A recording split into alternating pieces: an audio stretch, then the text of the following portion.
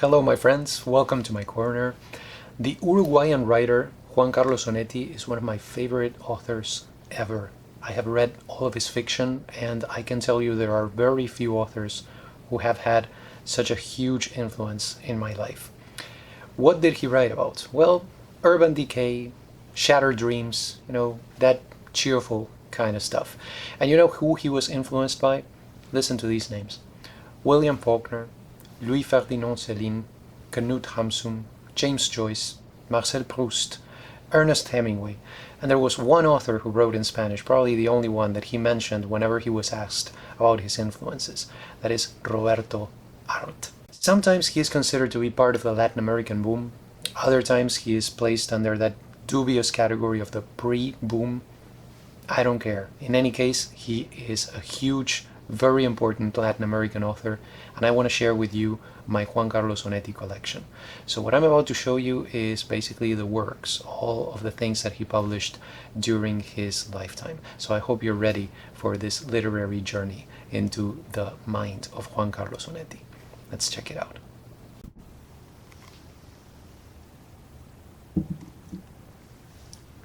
We're going to start at the beginning because sometimes that's a good idea. So what we have here is El Pozo, or The Pit, from 1939. This is a psychological novella of self-assessment, because what we have at the center is a pathetic narrator who is trying to come to terms with himself when he turns 40. You can definitely read this as a response to Dostoevsky's Notes from Underground, and by extension, it anticipates Ernesto Sabato's El Túnel from 1948. If you're interested in El Túnel, I did a video on that, so let me refer you to that other talk that I did. This is an existentialist story, so it's comparable to Sartre's Nausea from 1938, another novel that I have discussed in another video. And you can also compare it, of course, to Camus' The Stranger from 1936. However, according to Mario Vargas Llosa, it was only later, after writing El Pozo, that Onetti encountered these two books, these great classics of existentialist literature. So El Pozo, or The Pit, is very brief, but I just wanted to let you know that it was published by itself as a book. And that is one of the many pieces of evidence that I offer when I try to prove that El Pozo is in fact a novella and not a short story. So the next step in our journey is going to be Onetti's first novel, that is Tierra de Nadie, or No Man's Land, from 1941. This is an urban novel.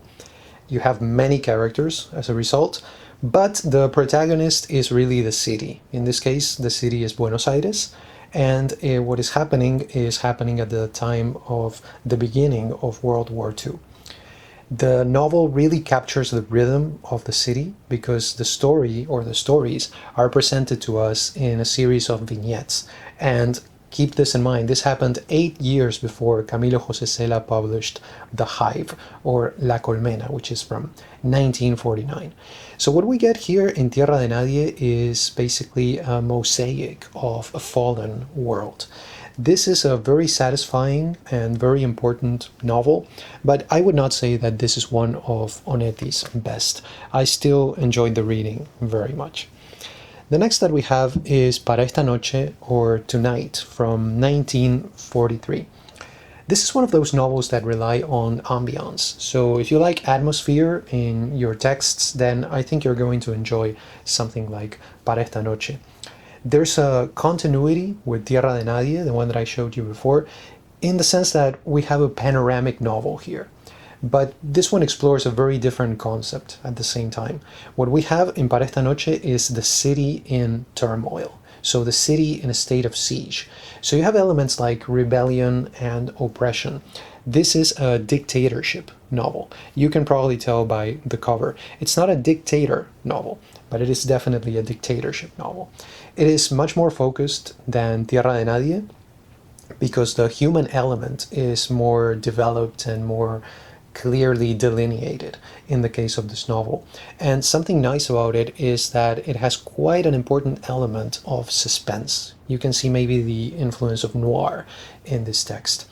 It's superior to Tierra de Nadie in execution, at least, but I would say that this is not quite Onetti at his best yet. La Vida Breve, or A Brief Life, from 1950. This is a very important one, and as a matter of fact, this is my favorite novel by Onetti.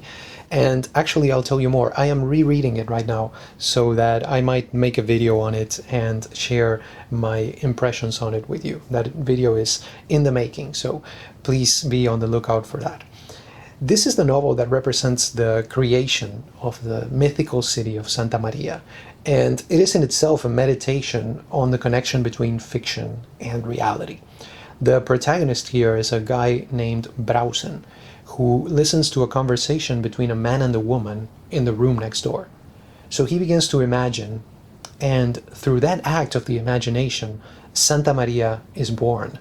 And also a certain Dr. Diaz Grey, one of Onetti's most important characters in this saga of Santa Maria. So the rest is history. This may well be Onetti's most important novel, even if it is not or might not be his technical masterpiece. I'm going to tell you a little bit more about that in a couple of minutes. Now I'm going to go back to the first book that I showed you, because this edition brings together El Pozo, The Pit, his first novella, the first important text that he published, and also the next one that concerns us, which is Los Adioses. This is from 1954, and it has been translated as Goodbyes or Farewells, so it may have those two different titles. This is Juan Carlos Onetti's best novella, in my opinion. It is narrated by a store/bar owner who pieces together a story based on what he sees, what he imagines, and also what he assumes. It doesn't take place in Santa Maria, but in the mountains. This takes place in a sanatorium for people suffering from tuberculosis. When I read that, the description of the plot, I thought immediately of Thomas Mann, of course. So the protagonist of Los Adioses is a former basketball player, and he seems to be torn between two women, an older one who has a son, and then a young woman. It's a narrative and a comment on narration at the same time. So what we have here is self-reflexive narration. It's one of those books that prove, to me at least, that texts don't have to be long and or complex in order to be transcendent and even masterful. Now we come to Para una tumba sin nombre, or A Grave with No Name, from 1959. This is another novella, and it's in a sense a coming-of-age novella. At the center of it we find Jorge Malavia, who is about to become an adult. He still has ideals, but he doesn't want to give in. And at this point, a woman enters the picture. This is a woman named Rita, and she is accompanied by a goat, no less. So, as tends to happen in Onetti's world, things get rather dark at that point. Few people are going to mention this one as one of Onetti's best, but personally, I have to say that it was really a pleasure to read, and I enjoyed it very, very much. El Astillero, or The Shipyard, from 1961. This I believe to be Onetti's technical masterpiece. Chronologically speaking, it marks the end of the saga of Larsen, a very important character in the world of Juan Carlos Onetti. But the next novel that I'm going to show you in a minute goes back to an earlier period in this character's life. How did this happen? The reason for this is that Onetti got the inspiration for El Astillero while he was writing the novel that he published afterwards, which is Junta Cadáveres. So he started writing El Astillero. He said, okay, I'm going to put this one on hold for a while, and I'll start this other book. And that's why that happened. And it actually resulted in something very interesting in terms of the chronology of the saga of Santa Maria. So in El Astillero, or The Shipyard, Larsen returns to Santa Maria and tries to, I would say, absolve himself in a way through two projects. One has to do with a woman, and the other one has to do with the shipyard of the title. Here's an interesting thing that happened with El Astillero. A critic by the name of David Gallagher wrote a review for the New York Review of Books at the time that it was published in English, and he interpreted the novel as an allegory of the decadence of Uruguay. Onetti read that review and he said he was not interested in writing that type of stuff. He said the decadence that he is portraying here is quite real. I am also planning a video on El Astillero, or the shipyard, so you can also be on the lookout for that. And I have already mentioned the next one, which is Junta Cadáveres, or Body Snatcher, as it is known in English.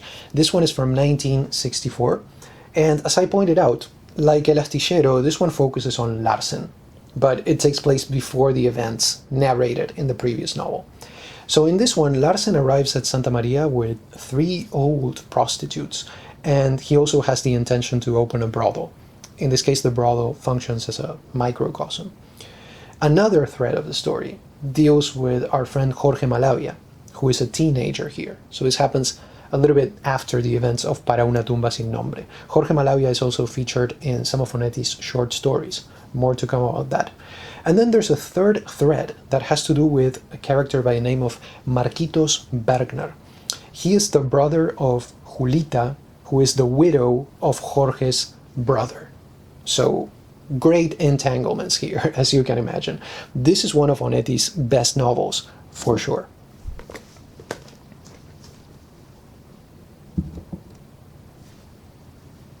Dejemos hablar al viento.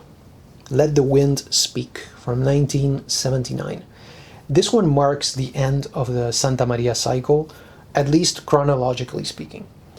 It's a novel about disillusionment and self-destruction, but then that is a description that fits so many of the texts published and written by Juan Carlos Onetti. This is the story of Medina, and he wants to respond to his calling as a doctor and as a painter. So he goes back to Santa Maria, but then he becomes a sheriff once he is there. Very interestingly, the first half of this novel takes place in La Banda. That is another imaginary city, and this one is based on Montevideo.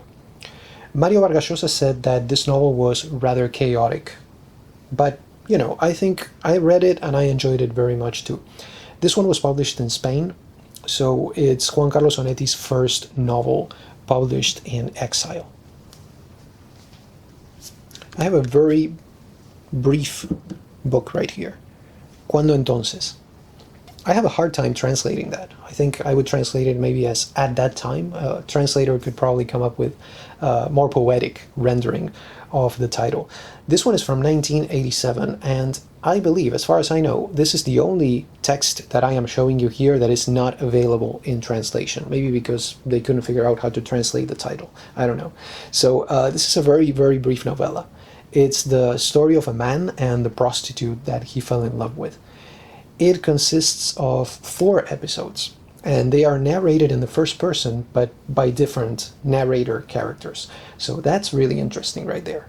Many of Onetti's texts could be described as anti-love stories, and I think this is a great example of that. So definitely not a major piece in Onetti's work, but still a very good read. And that takes us to Cuando ya no importe, or Past Caring. This one is from 1993. We return to Santa Maria, even though the cycle was complete with Dejemos hablar al viento. So that is a surprise. It's a novel in the form of a fragmented diary, very brief novel. Our protagonist here is a certain Carr, okay, C-A-R-R. He's an intellectual who has been abandoned by his wife, but he sees this as an opportunity to start again. Unfortunately, we are in the world of Juan Carlos Onetti, so that's going to be difficult. There's a sense of disconnection to the episodes in this novel, as many critics have pointed out, but I thought the prose was still very powerful and innovative, even when you consider it in the context of Onetti's work. So after this, I want to show you as an extra something that I have shown you before, and that is the collection of Juan Carlos Onetti's short stories. I have it in the Alfaguara edition. It is titled Cuentos Completos. This is the one that I used for the video that I did on his short stories. So let me refer you to that video. Also, if you want to see the top 5 of Juan Carlos Onetti's short stories, in my opinion, of course. Now, the stories are connected to the novels through that mythical city of Santa Maria.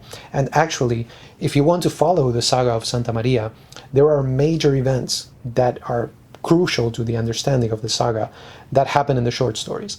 The best example that I can think of that is the short story La Casa en la Arena, or The House in the Sand. So just be aware of that.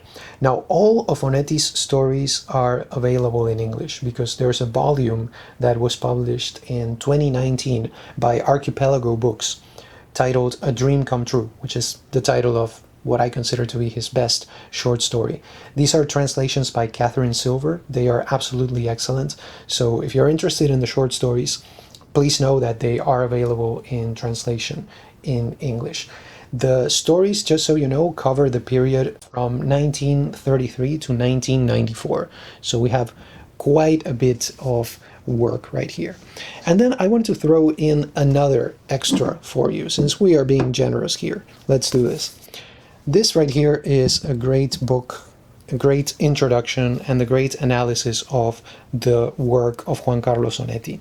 It is titled El viaje a la ficción, El mundo de Juan Carlos Onetti by Mario Vargas Llosa.